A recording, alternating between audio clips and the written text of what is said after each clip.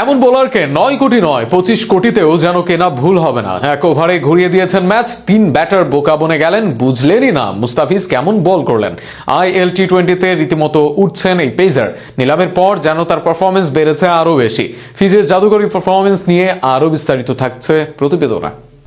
কয়েকদিন আগে আইপিএল নিলামে 9.2 কোটি রুপিতে মুস্তাফিজুর রহমানকে দলে নেয় কলকাতা নাইট রাইডার্স।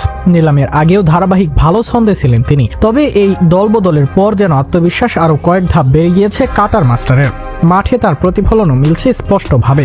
সাম্প্রতিক ম্যাচের শুরুটা খুব একটা সুখকর না হলেও মাত্র এক ওভারেই ম্যাচের মোড় ঘুরিয়ে দেন এই বাঁহাতি পেসার। ইনিংসের দ্বিতীয় ওভারে বোলিংয়ে এসে কিছুটা চাপে পড়েন মুস্তাফিজ। একটি 4 ও একটি ছক্কা হজম করে সেই ওভারে 13 রান দেন তিনি। তবে অভিজ্ঞ এই পেসার জানতেন ম্যাচ এখনও অনেক বাকি। নিজের পরের স্পেলেই তার জবাব দেন দুর্দান্তভাবে। ইনিংসের 14তম ওভারের দ্বিতীয়বারের মতো আক্রমণে এসে পুরো ম্যাচের চিত্র বদলে দেন মুস্তাফিজ। এই এক ওভারেই মাত্র 6 রানে তুলে নেন 3টি গুরুত্বপূর্ণ উইকেট। অল্পের জন্য হ্যাটট্রিকও হাতছাড়া হয় তার। ওভারের প্রথম বলেই জেসন ভিনাস 4 মারেন, পরের ডেলিভারিটি ছিল ওয়াইড, তবে এরপরই কামব্যাক করেন মুস্তাফিজ। তারপরের বলে 36 রান করা জায়ান্ট অধিনায়ক জেমস ভিনাস শায়ান জাহাঙ্গীরের হাতে ক্যাচ দিয়ে ফেরেন।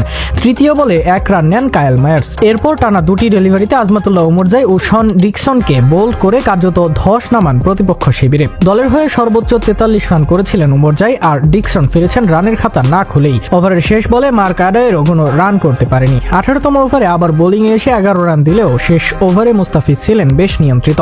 চূড়ান্ত ওভারে খরচ করেন মাত্র 4 রান। সব মিলিয়ে 3.5 ওভারে 34 রান দিয়ে 3টি গুরুত্বপূর্ণ উইকেট শিকার করেন তিনি।